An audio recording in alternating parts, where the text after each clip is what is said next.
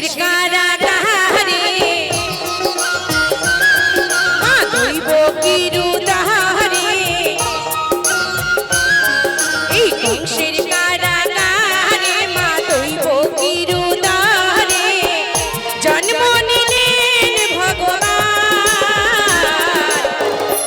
সবাই বাহু তুলে সবাই মিলে যদি আমার গোপাল হাত দেয় তাহলে তুলবেন। হ্যাঁ দেখি গোপাল আমার কার কার হাত দিয়েছে।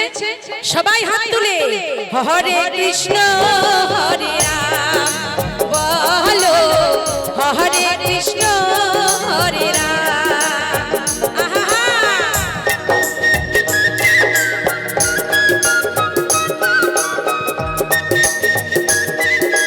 সবাই মিলে তালে তালে মায়েরা তালে তালে সবাই মিলে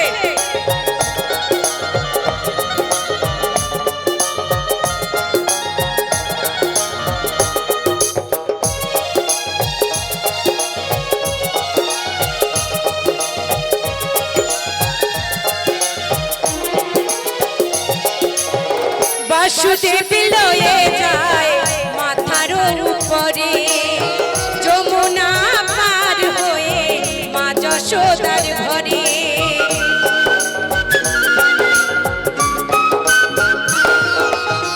বাসুদেব লয়ে যায় মাথার উপরে যমুনা পার হয়ে মা যশোদার ঘরে।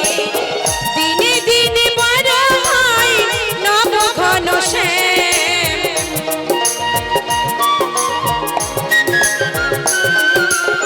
দিনে দিনে বড় হয় নব ঘন শ্যাম বলো আবারও হরে কৃষ্ণ হরে রাম বলো হরে কৃষ্ণ হরে রাম। হরি বল হরি বল হরি বল।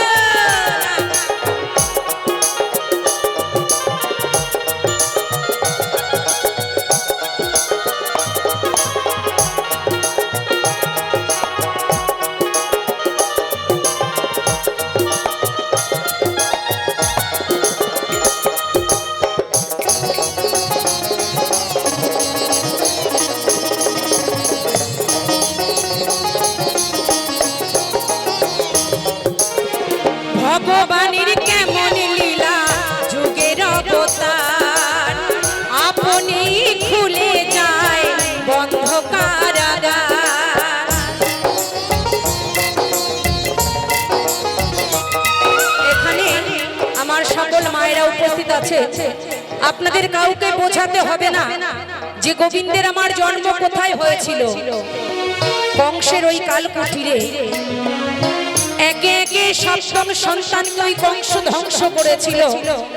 অষ্টম সন্তানকে বাঁচানোর জন্য এই বর্ষার দিনে মাথায় করে বাসুদেব নিয়ে গিয়েছিল, যেখানে প্রচুর প্রহরী ওই জেলে তালা মেরে পাহারা দিয়েছিল।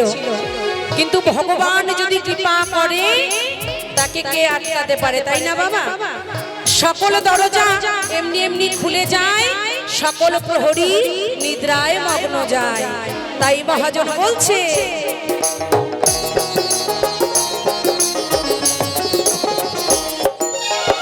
ভগবানের কেমন লীলা যুগের অবতার আপনি খুলে যায় বন্ধ কারাগার। রত্ন দিতে পারবে না কেউ বিধির বিধান,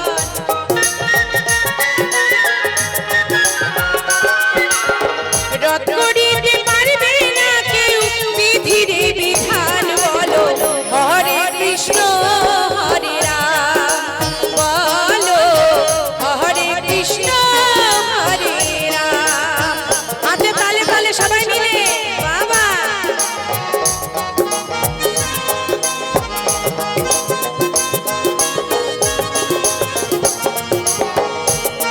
সবাই মিলে গোপাল এসেছে ঘরে। জয় গোপাল জয় গোপাল জয় গোপাল।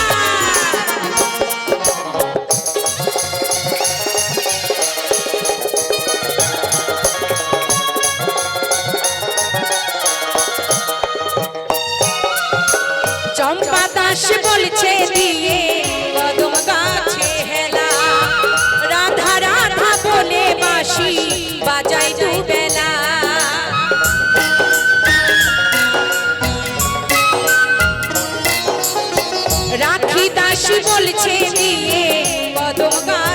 খেলা রাধা রানী বলে বাঁশি বাজায় দু বেলা শ্রীমতী রাধা রানী করে অভিমান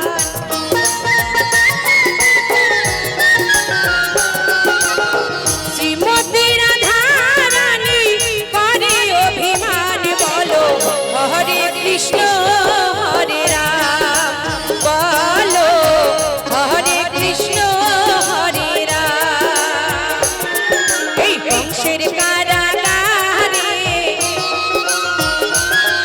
মা দৈব কিরুদারে কংসের কারাগারে মা দৈব কিরুদারে জন্ম নিলেন ভগবান হরে কৃষ্ণ হরে রাম বলো হরে কৃষ্ণ হরে রাম সবাই মিলে বাহু তুলে সবাই নিতাই গৌর হরি বল হরি বল হরি বল হরি বল হরি বল হরে কৃষ্ণ